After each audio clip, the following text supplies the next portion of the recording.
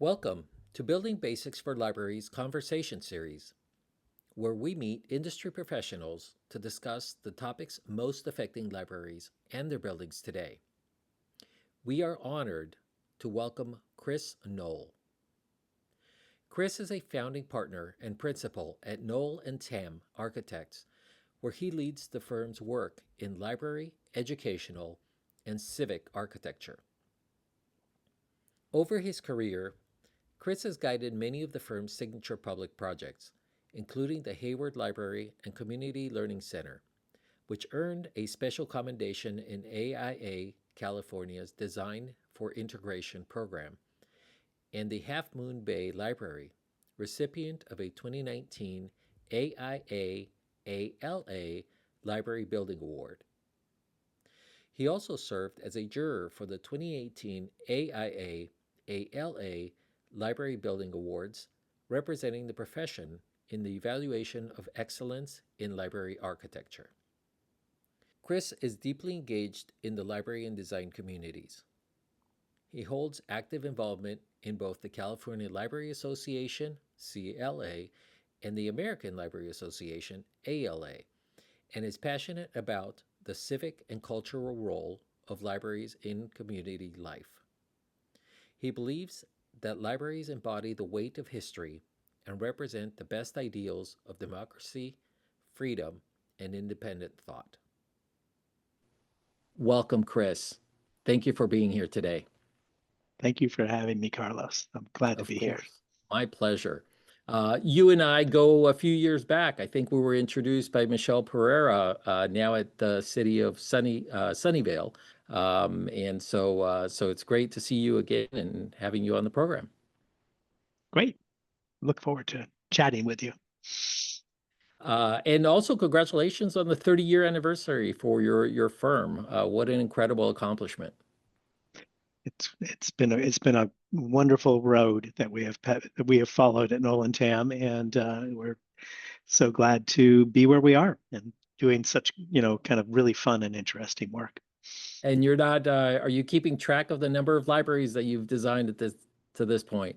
I've totally lost track. I know it's over 100, and then I can never count enough of all the designs and built projects and unbuilt projects and studies and everything else, but it's a lot. Wow. Well, it's a pleasure to have you here today. So this conversation series, we obviously want to know about Noll Tam and what you're up to in your projects, but we also wanted to get into specific topics. So we'll go ahead and make our way to that discussion in a little bit. What inspires the creativity at Noll Tam when it comes to libraries? Libraries are very unique, as you well know, and they present a lot of challenges. And so give us that insight. Well, creativity is really one of our core values. We sort of have these four pillars of why we come to work, at Noll Tam. And the very first one is good design. And what does that really mean? We design all kinds of public and community facilities of kind of a wide range of types. My specialty are libraries, and we do quite a few libraries. But I think it's a core value, and it's a priority that we always kind of want to find the best possible design, and we do that by taking a really sort of deep look at kind of what are the priorities for the project, and finding elegant solutions to those priorities. And we sort of talk about design a lot in the office. We have a design committee that meets about once a month, where we sort of get everybody together and we sort of do design exercises. We have design thinking. And so good design is a core part of our thinking. And so, we're not just cranking out cookie cutter designs. Everyone, is a new creative kind of process. And along those same lines, where do you get inspiration? Well, I think we get inspiration really from the community and the place that we're working.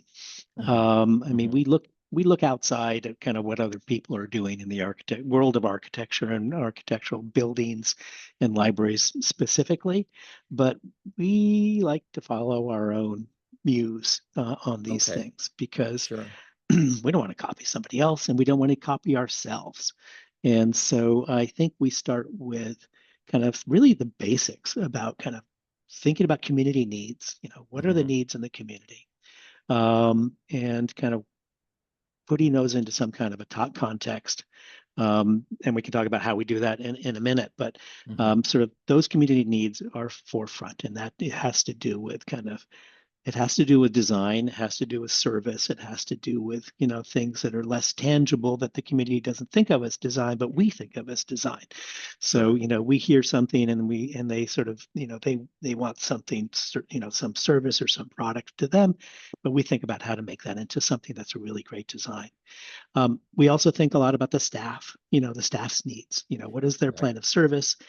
How are they working in the building? I think one of the things that makes our library successful is really thinking how are the staff going to run this building and run it Hmm. most efficiently, so that they are not being run ragged, or sort of having inefficiencies in their service because they're always stretching every little dollar and staff hour that they can to cover all the bases. Um, Sure. and then, there's sort of, one of Noll Tam's philosophy or sort of what we put on our, sort of our sort of catchphrase that we use are uncommon spaces for the common good. And so that's sort of defines kind of who we are, which is that we don't want to do the normal ordinary designs. We want to do something that's really uncommon, but we're doing it in the service of, Hmm. sort of the common good and sort of um, always striving for new ideas that are going to really work in the community and the location it is, because all of our projects are community projects, and so Hmm. that benefit of what we end up doing at the end of our design process of giving some to the community is what makes us, get up in the morning and come to Right. work and feel good about ourselves and motivated to sort of take on the challenges, which are sometimes quite challenging. And I think you put it very well, and you've mentioned community quite a bit when you're thinking about library design, and that really is one of the core missions and components of a library that I think a lot of people don't realize how connected a public library is to their community and therefore to the very local environment that is surrounding that building. People, the physical environment itself, whether they are within an urban setting or a rural setting or a forest or whatever the case may be. It sounds like you take all of those components and really embed them into that design, and that's wonderful to hear. Mhm. Yeah, I mean, most of the librarians that we work with are really, cognizant of and connected to the community and what the Hmm. community needs. And they work so hard and so diligently to meet those needs with the kind of limited resources that they have. And that means sometimes they're working in substandard facilities. True. And when we can come in and take whatever, kind of small to large budget, whatever budget they've got, we just stretch that and spread it out as much as we can. And so, sometimes we only have a tiny little bit of money. We have to kind of make the biggest bang for the buck so that the community Right. feels like, they're getting something of value Hmm. for it. Now you went into a little bit into your design philosophy, Mhm. um, but what sets you apart from other designs? I think everyone is different. I think there is no Sure. Noll Tam style that you could set. You could go there and look at that and say, "Oh, that's a Noll Tam building." And that might It's be a like, style and they're within itself, right? I mean, well, the well, fact that you are different, then you don't do that cookie cutter, you yeah, know, yeah.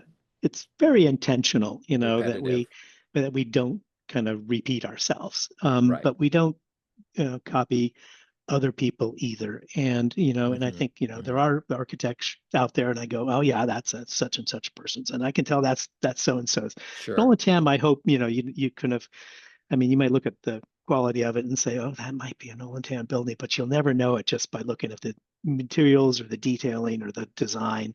We always look for something that is really specific, Mm-hmm. and related to the community that it's based in. Okay. And so that has to do with location and context, where it is, city, rural, suburban, Mm-hmm. whatever it might be, what's around it, what are the kind of buildings that are in the context of that community, and how do we do something that kind of fits in, it doesn't Mm-hmm. necessarily copy anything, but, is kind of right for that.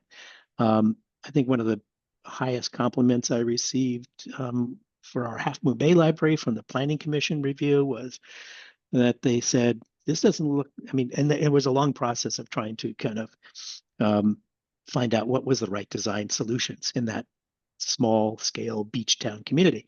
And Mm-hmm. the planning guy said, well, this doesn't look like anything else in Half Moon Bay, but it fits in perfectly. And so it's like, oh, well, that That's was the, that that was is a that was really compliment. nice. That was really nice to hear that we kind of hit it. We got it right. Mm-hmm. And I think always we're looking to make a building, that is attractive and welcoming, warm and friendly. We want these Sure. things not to be kind of cold and, kind of angular and, kind of off-putting. We want them to feel like everybody owns it and belongs in it and is welcome to come in, whoever you are in the community. And so Right. that sense of welcoming everybody in is one of our key things that we kind of make sure that, is just kind of where the door is placed and how what you walk Exactly. into, and Mm-hmm. that you walk into. And God, it used to be these libraries, and then been remodeling a number of them recently, where you sort of walk in the front door and then there's this huge barrier. Mm-hmm. It's like Mm-hmm. gates, there are desks, there are people watching you Right. there, and it's like we just blow all that out, and you just sort of walk into, and it's like, this is your house. Come on in. Yeah. We're over here in the corner if you need some help, but Mm-hmm. we're not Mm-hmm. watching you, coming in and out. I've worked at so many different libraries and visited so many different libraries, and one of the things that comes up over and over in discussion is how can of course, of existing buildings, how can we make them more welcoming and warm? Um, and that's one of the toughest things to do with a 1970s, even 1980s buildings where you have a lot of concrete, Mhm. where they're certainly not inviting. You feel like you're walking into this yeah, very cold and not welcoming I don't know what we were doing in the place. 70s. The Yeah, 70s buildings that we remodeled, they're so bad. they are. They And not are. only are they badly sort of, I mean, they're not all bad, but they're difficult, and Hmm. and Hmm. oftentimes they're falling down because we didn't build very well in the 70s. I don't know what was there, but it's always an opportunity to kind of make some really big improvements when you get a building like that. As soon as there's a Right. concrete building there, you really have to work around that. I think a lot of that came from looking at libraries, and again, going back to the fact that libraries are unique in service and operations, in it just about every way, unique from other municipal buildings like city hall buildings or police departments or Mhm. any other building. Really, it's completely different. And I Yeah. think that during the 70s, for example, it seems that the train of thought was, let's let's build a library that looks and is designed as every other building within the city or municipality. And Mhm. so I think that that's where that confusion took place. And of course, libraries came out like fortresses, really, that were not Oh, inviting well, and dark, because and they dark thought and dark. somehow that light was going to hurt the books, not quite Exactly. realizing that this is not a special collections, Hmm. Hmm. place. It's a library with books that you're going to replace every 5 years anyway. So who cares if they get Exactly. sun on them? And so bringing natural light into those spaces is one of our top priorities. And it's such a big deal, and it can be a little expensive sometimes. So it's sometimes hard to convince Sure. people to do it. But lighting is so important. It is. It is. I couldn't agree more. And we'll get more specifics into a featured project of yours here in a little bit. But I really wanted to go back to that community engagement piece and finding inspiration and all of that, but also talking about the challenges of community engagement, how to reach and interact and receive feedback from, for example, low income communities, communities that maybe have traditionally low civic participation, and maybe some of the challenges in regards to larger projects that might be multi-million dollar projects and have maybe a political spin to them in some way or another. And so maybe you can first talk to us about how you define the role of the community input in shaping Mm. library projects. Well, every single one of our library projects, and actually all the projects at Noll Tam, since all of them are sort of some kind of community-based projects, have a Mhm. community process. But everyone is different. Everyone is based upon kind of that context. It has to do with the project type, the nature of the community that we're talking about. Is it a city? Is it a county? Is it, Mhm. what is that? What are the politics around it? And who are the players? And then when you sort of talk through, that kind of context and what the priorities of the project are going to be, that has to do with budget, with programming, with, what are the kind of the main goals of the project, then we design a community process that fits Mhm. that particular location and spot and time. And so there are no rules, there are no templates. I mean, there's some sort of rough templates, but everyone has to be sort of very carefully kind of customized to kind of fit Sure. that group.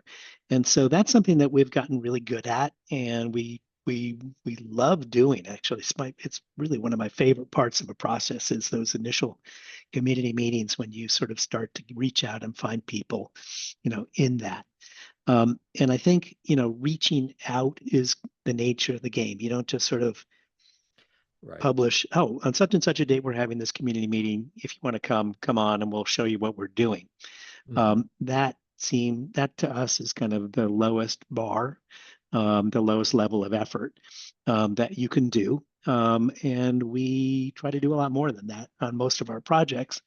And it depends a little bit upon, kind of the willingness of our clients to kind of take the time and spend the Mhm. money and sort of do the political kind of capital that they have to spend a little bit to kind of get people kind of involved so that we get their input. But without that input, you can't be successful, I think.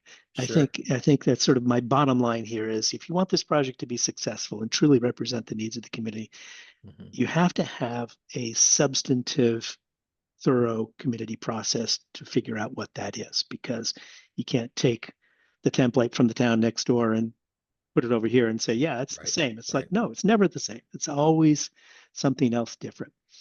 And so our processes, involve reaching out at different levels Mhm. most of the time. And so they involve things like what we call grass tops, which are kind of like not grassroots, but you sort of find people in the community that kind of represent, Oh, kind of interesting. different Sure. constituencies within that group.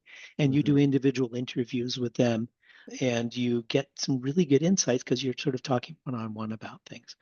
Then we have focus groups. So you sort of think of different kind of, again, groups within the community that we might want to kind of get their voices on that are relevant to kind of what we're going to be doing in the library. Mhm. Parents with children, teens are one of our favorite things. We love working with teens, and They are great. we do have a teen process. We call it YODA, Youth Okay. Opportunity Design Approach, or something like that. And it's an immersive team process that lasts sometimes a year or more. Uh-huh. And we actually hire the teens. We give them stipends to come and participate on a regular basis and Nice. run them It's a through great design idea. design thinking. Hmm. And so they're not designing, and they're not just designing the teen space within the library. They design the whole library. They help us design the whole library, because they use the whole library. And so why shouldn't Right. they? And they're also our patrons in the next generation. So teens are one of our favorites. Sometimes difficulty to reach those underrepresented groups, and specifically the issue of trust and trusting, the whether it's the local government or whether it's a county, and making sure you break through that maybe distrust, right? And Mm-hmm. and reach those people that really probably need the library the most, whether it's for the books or whether it's for the services. And nowadays, Mm-hmm. libraries are reinventing themselves in tremendous ways. Mm-hmm. They're no longer the libraries that we used to be. And so Mm-hmm. whether that's Yeah. bringing in social services, or whether it's bringing in, maker spaces and all of these different services that should be in libraries Mm-hmm. today. I think the key, I mean, trust is the key. Mhm. If you need to build trust so that you're going to get honest and forthright and creative answers from people. And so, Right. our fundamental thing is, we're there to listen, we're there to Hmm. hear. We're not there to go and tell you what you're going to get. Eventually we will get around to saying, well, this is what you're going to get because of what we heard. Hmm. But the first part is hearing, and then having a feedback loop from iteration, meeting to meeting, iteration to iteration in the process, where Sure. you can come to the second one and say, this is what we heard from you in that first session. This is Uh-huh. what we've done about it. Did we get it right? And if we didn't get it right, tell us now, and then we'll go back and we'll fix it. And the next time we see you, we'll show you. And so I think there's a huge amount of trust that's built by showing that you've listened to people Right. and Right. demonstrating that kind of what you heard. And even to the point of, you don't have to give them what they asked for. You just have to say, we listened and we Exactly. considered it and we deliberated on it, and that thing didn't fit in, but hopefully you're okay with that because we tried and it didn't work. And I've always heard from people in the community, coming up and saying, yeah, you didn't do what I asked you to do, but thanks for listening to me. And, Sure. I can tell that you didn't blow me off. You just, you gave me a respectful audience and, Hmm. kind of, took my ideas seriously. Right. And for us, that's good. That's good stuff. So along those same lines, again, we talked about the underserved, but there are also other challenges, and one of those that I wanted to touch on was the political challenge. Mhm. When projects are politically motivated, and that brings a whole different, not only a feel to the project, but a whole different set of um, of pressures, if you will. Everything is political, really, when you get down to it, but Hmm. not in a bad way. It is Right. kind of how Right. communities work, through sort of politics and people, expressing voices and, wheeling and dealing and trading, kind of Hmm. priorities back and forth and compromising and sticking up for, what you believe in and expressing that. So it's all politics in kind of one way or another. Um, I think the challenges often what we found from sort of the political side was, how much time and money is this going to take? And True. they're often, it's hard. You have to convince them to that it's worth it, and that the Hmm. value of what they're going to get out of, expending the resources on, a process that they're going to listen to the community is going to benefit the project and benefit them. I like to tell politicians, we're going to make you look good. We're going to make you look good at the end of this Right. process, or Right. even the administrators in the city, the city managers and the city council people. It's like, no, you're going to look really good because we're going to do a great job, and the community is going to kind of value what happened. Hmm. I think sometimes there's a lot of fear about what they're going to hear. That they don't know what the community is going to say, and so they don't really trust the process, from a Hmm. political point of view, and so I'm always trying to convince them that it's going to be okay. It's going to be safe. All we're doing is listening to people, and we're not promising things. So I think that the political side is kind of where, we're working from a lot of the time of trying to talk people into doing kind of what's going to be beneficial to the project. In projects that, for example, I've been involved in, um, sometimes the project will change because of Mm, those pressures. And I think having an architect that understands, first of all, the government side of things and has been exposed to politics, whether good or bad or indifferent. It is, like you say, it is part of the process, right? It is part of government to have the interest, bottom line interests of the community in mind. mm, yeah. But those pressures and those aspects can get in the way of a project every once in a while. One of our projects that sort of comes to mind that was a particularly challenging one politically Hmm. was our Half Moon Bay Library project, where Okay. the community was divided politically. There was a group of people that kind of wanted smaller government, less spending. It was kind of Hmm. called them like the environmentalist Tea Party people. It was back. Okay. So Okay. they were sort of conservative from the political, but they were, fairly liberal from, a bunch of other criteria. So it wasn't anything really simple or Uh-huh. simplistic that you could divide. But they didn't want to spend. I mean, the one they said, the old decrepit library is perfectly fine. Why do we need a new library? Or why do we need a library as big as what, was being planned? Sure. Or the previous sort of design study, designed this large but very, I mean, large in plan, but also large in height and scale, Hmm. in this small beach town, and that they were offended by. And so, they wanted less of everything, and they also were in a kind of a political fight to sort of Right. be the majority on the city council, for instance. And Sure. so they use the library as kind of a political football. Hmm. Um, they they weren't against the library, but they were using it as, something that they could fight about and Hmm. divide on. And so they were sort of against the library, even though they really, in their heart of hearts, supported the library. And Uh-huh. so and it was pretty fierce, actually. It was pretty, there was some interesting stuff going on social media, and it was a tricky one to navigate. But we navigated it by designing a community engagement process that captured all voices in community forums that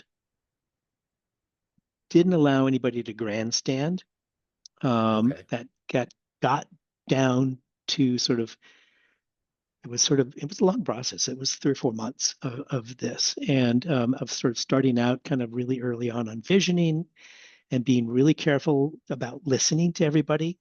Hmm. We sort of have large community group, that would sort of come together, and we break up into smaller groups, and then we mix those smaller groups up with people from the different factions and get them to sit at the same tables together and work out a problem or kind of an exercise that we were having them do. Hmm. And they needed to work together to and then report out as a table. It's like this is the majority opinion, this is the minority opinion, was sometimes often how it happened, or sometimes everybody was in agreement. Sometimes there was a bit of shouting and tears. There was, it was not an easy process. We sort of kept it large and then granular and then Uh-huh. back to large in a way that kind of we got through it with everybody participating. Nobody walked out. Nobody boycotted it. And in the end, we made a bunch of compromises. The design and the design process, what we Sure. were doing is ended up being a somewhat smaller library, and then in size, and but it also had a lot to do with kind of what would make it fit into that, site and that Hmm. community and the context around it. There's a lot of design kind of feedback that we received, Okay. and in the end, I got that comment about, it doesn't look like anything, but it fits in. The scale was right, and people really loved it in the end, both sides of the aisle, and so it was really great, as we were doing dedication ceremonies, that all the people that had fought it tooth and nail at the beginning of the process were now claiming, look what I did. I managed to get this Right. library built for you. And, it was great. It was wonderful. It was like, I'm not going to argue with you about that. That's great. If you feel that this is, if you have ownership of this result, Right. then, Exactly. even though you might not have supported it at the beginning, by the time we went through that process and everybody was heard, all the comments were incorporated Hmm. and Hmm. listened, sort of addressed, not incorporated necessarily. That then we got to that end product, and everybody owns it, and it's a super popular place to do, and it brought sort of resources and amenities to that town that they didn't have at all beforehand.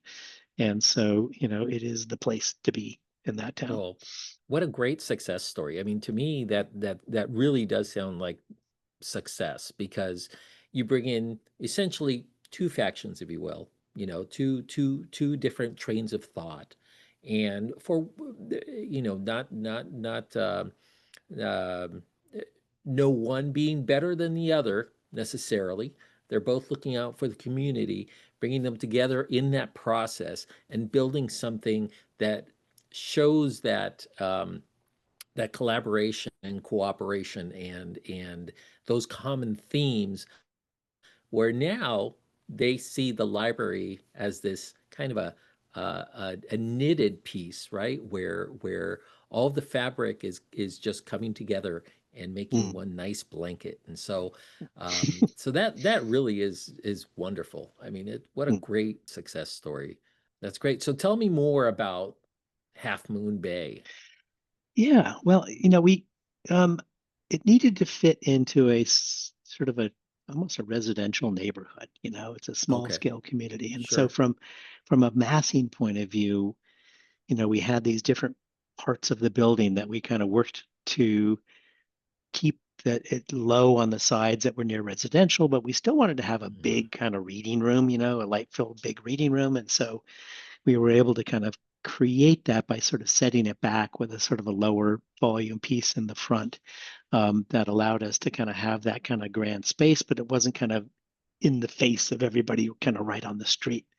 Hmm. It has, sort of split into two wings, one of which was the community room, and one of which is sort of the library part. And then with this little kind of glassy connector. So you walk in the front door, you see right through to the courtyard behind. And so it's this narrow little kind of connector that makes it feel kind of like, oh, I can walk right in, and the outdoor spaces around the library are really part of the interior part of the library Hmm. as well. So it Hmm.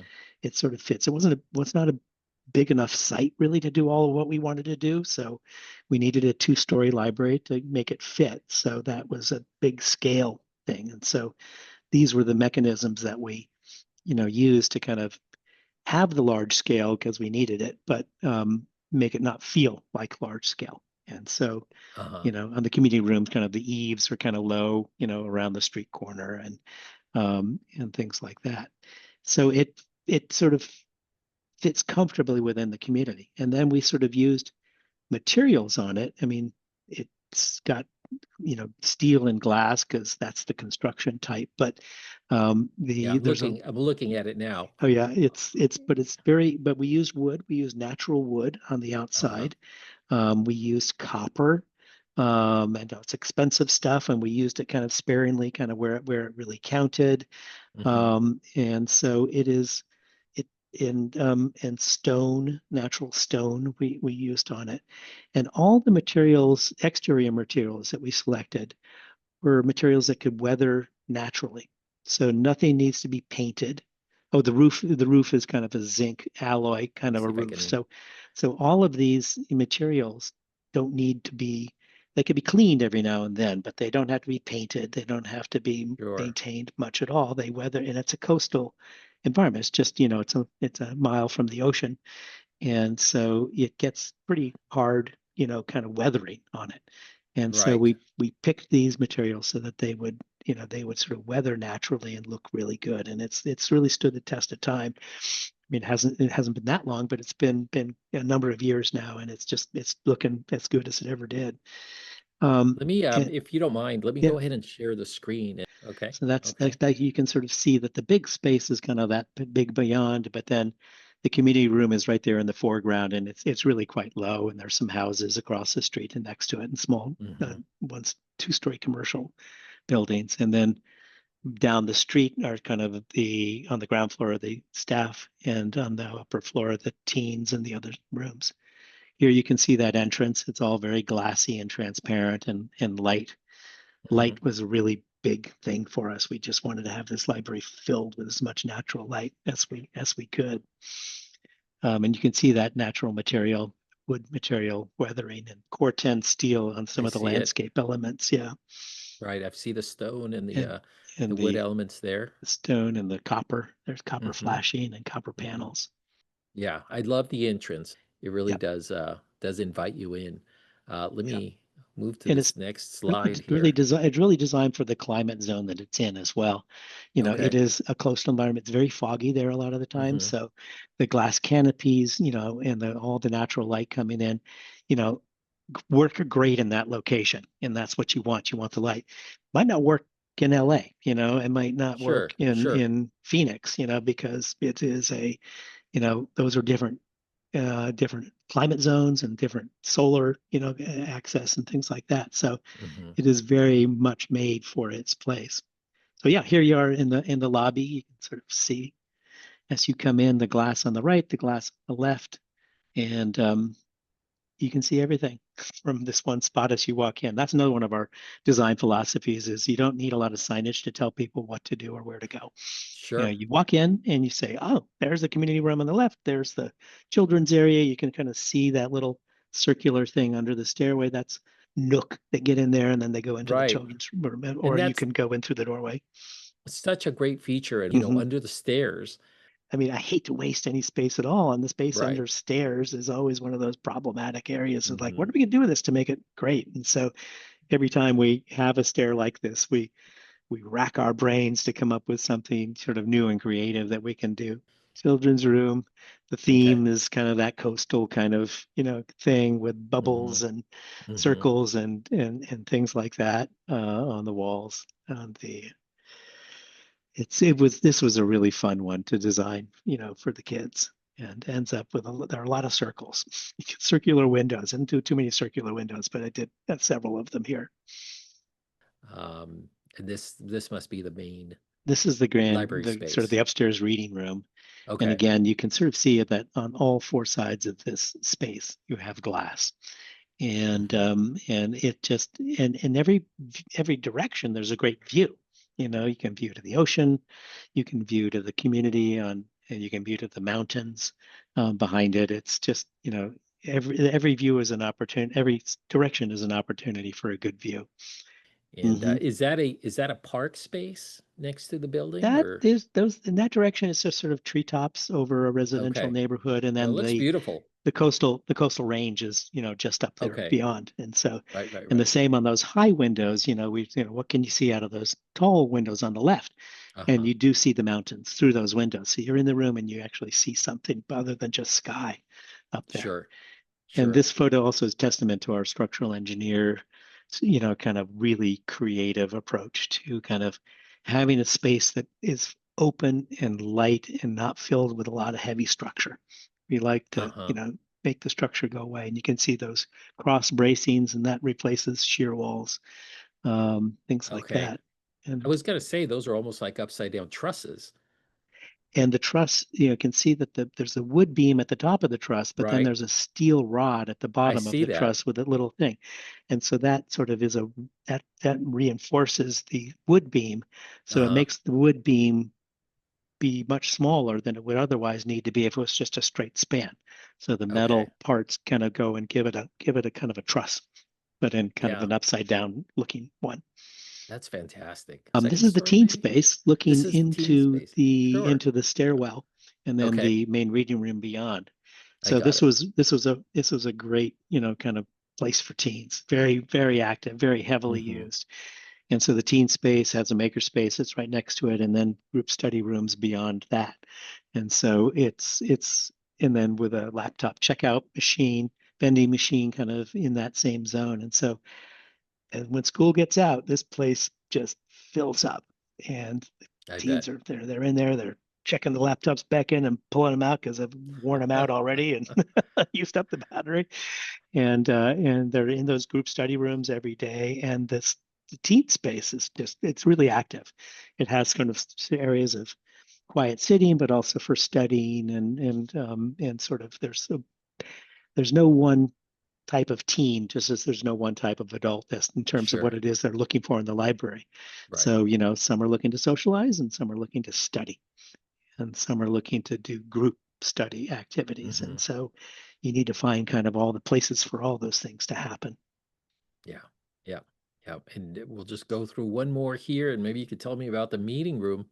This Love is our the ceiling and all of the wood. Yeah, we just, we had a good design team on this one. It's like everything at Noll Tam is a collaborative design process. So Mhm. all the voices of everybody on the design team from the top to the bottom, have some input to it. And we were trying to think of how can we have kind of a fun ceiling, and we like the idea of kind of some folding planes, but we also had this folding wall because we were dividing this into two different spaces. And so we I had a see.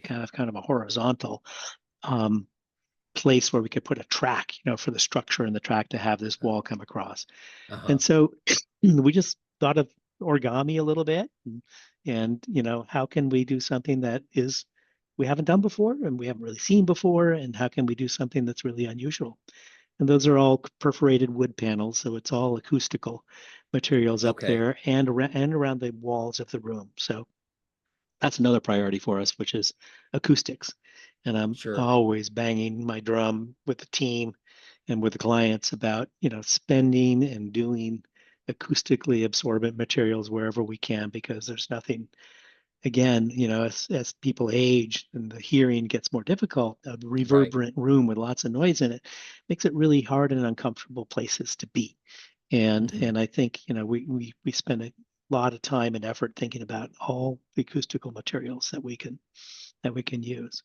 So, for instance, in the big reading room it's got a white ceiling, but that white ceiling is a perforated metal deck material.